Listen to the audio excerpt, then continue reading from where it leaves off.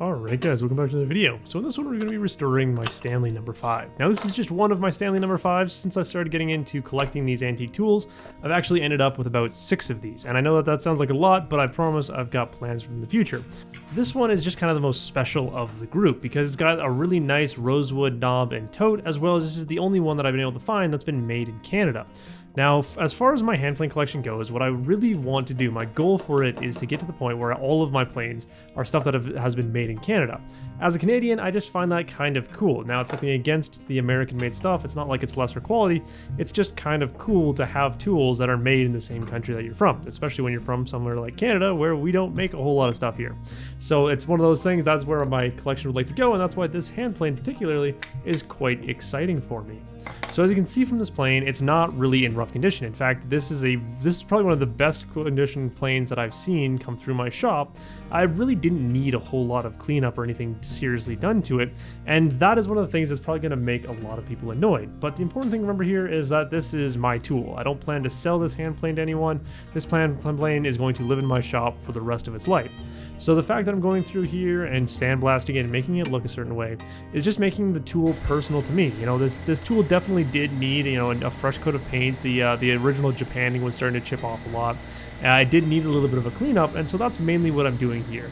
Now, the really nice thing about sandblasting is that it does two things. It really does a really good job of cleaning up the surface. It just absolutely takes off anything off the surface. So rust, the Japanning, anything that was on that surface is going to be gone. As you can see here, there are still some areas where I didn't take it off fully, but there's enough texture there. But the other important part of this is that it textures up the metal really well so that it holds the enamel paint that we're going to be spraying on here later on. For the rest of the parts, I go through and use this rust removal bath. Now, this is a really nice way to work because all you got to do is just put your parts in a bucket, dump this liquid on them, leave them overnight, and it'll eat away all the rust and it's not going to damage any of your parts. The one thing you do have to watch out for, though, is that it will darken the metal. So if you have like nice cast iron in that, or you can see these sandblasted pieces that I'm putting in here, they're going to turn a very dark, almost a gunmetal gray. Now, in some cases, that's really good, but you just got to be careful of that. Now, again, because I'm going to be painting them, I don't worry about it too much, but it's also actually kind of a cool look. In some ways, I kind of love it. And you will notice that, when the bath is new, when the liquid is new, you can definitely get a lot cleaner results. But the more and more that you use it, the darker your pieces are going to come out. But again, not that big of a deal, especially when we're going to be painting most of them anyway. When it comes time to paint, the important thing here is that you keep paint off of the areas that are both hard to clean up or need to be flat later on. So on the frog here, there's these two reference sections that you need to make sure are kept completely free of paint and are kept nice and clean, because it's going to be a lot of work later on if we get paint on them to clean them up and make sure they're sitting nice and flat.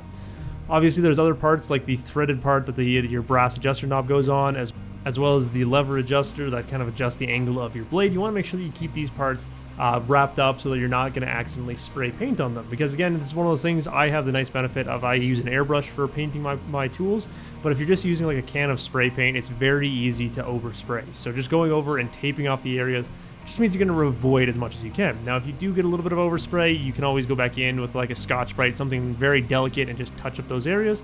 It's not super challenging, but you want to try and prevent getting as much paint in those areas because it's just going to make more work later on if you do.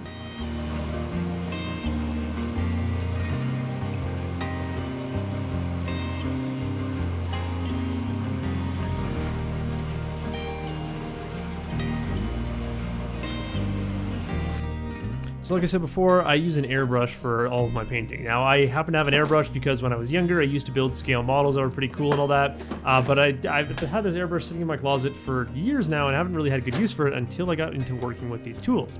Now, all an airbrush is it's just basically like a small HVLP sprayer. You mix up your paint, you make it nice and thin, and you just lightly spray it on, but the benefit of an airbrush is that it's very controllable. If you watch my pointer finger there, that little thing that I'm pushing down, it has a front to back movement that really controls the amount of paint that's coming out as well as the amount of air. So I can get very good detail and very good control with the amount of paint that I'm putting on.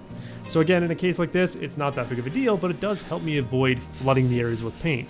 So the color that I'm using here is a custom mixture. Now, it's nothing super fancy. Basically, all I did was take some flat black and gloss, I think it's called John Deere green. They're just basic trem-clad colors. I mixed them together until I got this dark green color that I really like, and that's just kind of what I'm going for here. Now again, the big thing here is that I'm not trying to make a collector's grade restoration here. I don't care if, everyone else, whoever has ever restored a hand tool, looks at this and goes, oh, that's amazing. The important thing here is that the tool works and looks the way that I want it to look. That's one of my favorite parts about buying these old tools is if I remember correctly with this plane, I think I paid 35 bucks for it, and that's $35 Canadian for all of my American viewers out there. So that's not a whole lot of money. So the fact that I get to go through and make this plane look a certain way, to look a way that I really like, is just a nice benefit. The other part of this is that I'm using this oil-based paint on it. Tremclad is a rust-preventative paint, which means that the whole body of this plane, I don't have to worry about it rusting anymore, and I just have to make sure that when I'm taking care of it, I keep any of the raw exposed areas of the sole and that nicely oiled up or waxed to prevent the rust. But the whole body of it and the frog as well are not going to get rust on it. Then I can go through and just polish up all of the other components. So you can easily do this if you have a drill press, I like using my lathe. You can also just do this with a normal handheld drill. You just chalk the pieces up, and I'm using a maroon Scotch-Brite pad here, and it just adds a nice little polish to the pieces.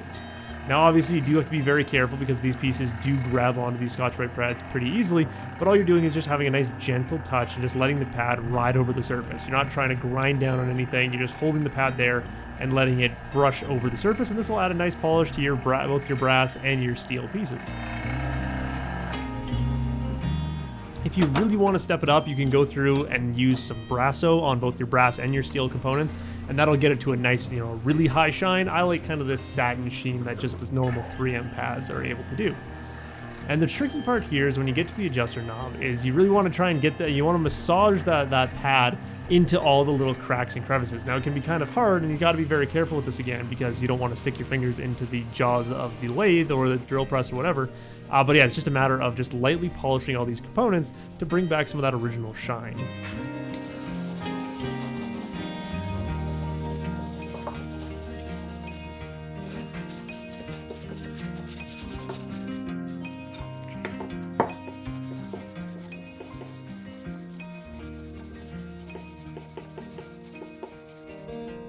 Moving on to the blade now, I'm going to start by just lightly flattening both sides. Now the thing you got to be very careful of here is on the front side of the blade where you have the stamps on it. It usually says something like Stanley or whatever brand hand plane you're dealing with. You want to be very careful to not remove enough material that you're going to remove that stamp, because that's a kind of a cool detail. Again, with this plane, it's a Canadian made blade, which I want to make sure that I keep that detail on there. So I will make sure that the back side of the blade is completely flattened all the way through, but on the front side, I'll just kind of flatten it as much as I can until I start to notice that, I'm starting to remove that marking a little bit. Then I'll just finish it off with those maroon 3M pads. Then I can go through my normal sharpening phase. Again, if you've never sharpened an old hand plane blade before, it really depends on the condition of your plane. Some of the ones that I've done have been in absolutely horrendous condition and they've taken a few hours to get that blade cleaned up. This was a pretty good one. Then my final and favorite detail that I started adding to all of my tools recently is going through and just detailing the letters, because the really cool thing about a lot of these old tools is that they put a lot of work into making these beautiful castings with raised letters and raised details in that. So I go through and, again, just using some normal red Tremclad, I believe it's called Regal Red, I go through and just highlight all of my letters in that.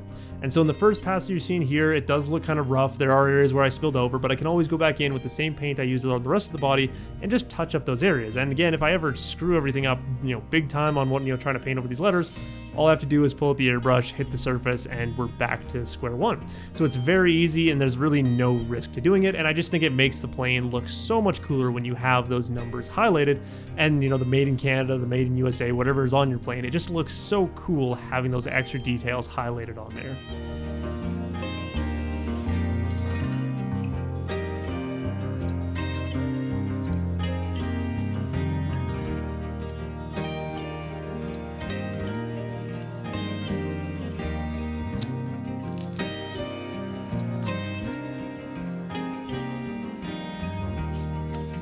With everything painted and almost ready to assemble, we can now go through and flatten the sole of the plane. So I just start by putting some Sharpie markers on it, and then I'm just going to lap it on this piece of granite that I have. Now obviously if you're doing a larger plane, you're going to need a larger surface, but it's just a matter of spinning this plane in circles until that sole is flat. You can go through all the grits that you need to. I'm starting with 180 grit here because the sole was not too bad, but you just got to start and just go until it is completely flat. Then we can work on the tote and knob. So one of the things that I'm not a fan of on these old Stanley planes is the tote and knob are usually covered in this lacquer. Now it looks okay, but over the, these planes are, 50, 60 years old. In that time, the lacquer usually gets pretty badly beat up and chipped and has started to yellow in that. It doesn't look great. Plus, it doesn't feel very good, and that's a very important part of it. So what I like to do is I like to take my totem knobs down to the raw wood, and then I use a cutting board wax. I think it's called Clark's cutting board wax, which is a citrus oil and beeswax and some other waxes in that mixture. But it just puts a really nice finish on the tool, and it feels great in the hand. Plus, it brings this beautiful, rich color to the rosewood. And again, that's the most exciting thing on these old planes, is the fact that they use this rosewood, which is just absolutely beautiful. So yeah, if you're dealing with your own hand tools, I highly recommend just going with a normal wax finish. It feels great in the hand. It's very easy to maintain. You just every once in a while you throw another little coat of wax in there, and it just keeps the tool keeping really good, and it just keeps it looking really good too.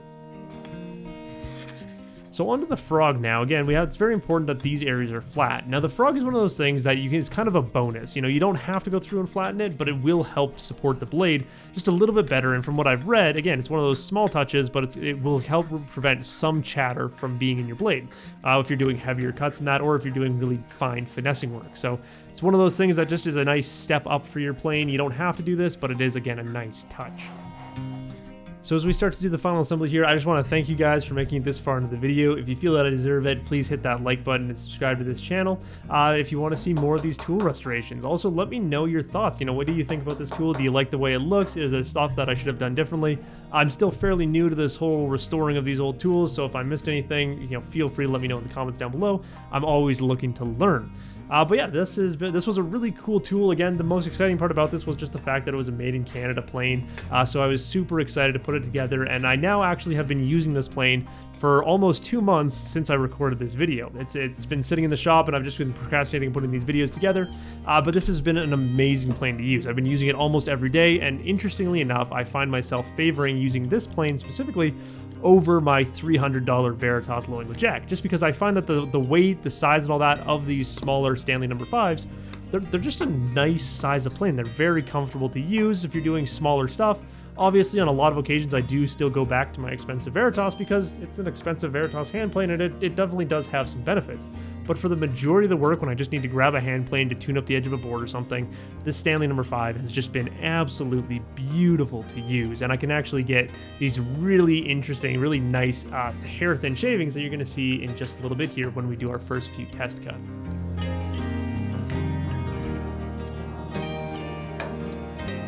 But first we have to do one final flattening session, because when you install the blade and put everything together and have the lever cap under tension, the sole of the plane does have a tendency to kind of bow in the middle, so you want to make sure that the plane is at its flattest when everything is unassembled and under tension. So this is a really quick process and really doesn't take much time, and will make a significant difference to the performance of your plane.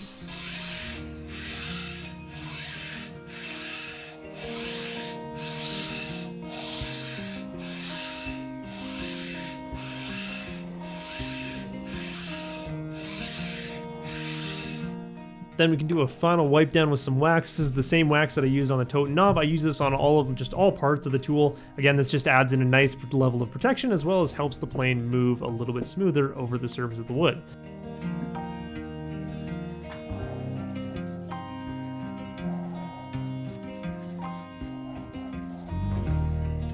So here we go with our first few test cuts. So I'm using a piece of hard maple here, which is the best way to test your plane. Because it has a nice tight grain structure, you can get those really thin shavings, and this will really tell you whether or not you have a sharp blade. So you can see here that these shavings that I'm pulling off right now are not hair-thin shavings, because that's not always the most practical nature, but these are kind of the typical shavings that I'm trying to take off of the edge of a board. And they're nice, they're clean, they're leaving the surface of the wood really well polished up, and we're not getting a lot of tear out, which is a really important thing. And again, one of the things that's nice about using maple, because it will show you if you're going to get tear out.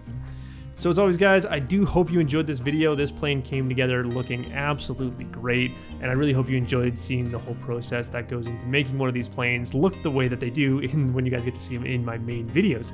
So as always, guys, I do hope you enjoyed this video, and I will see you in the next one.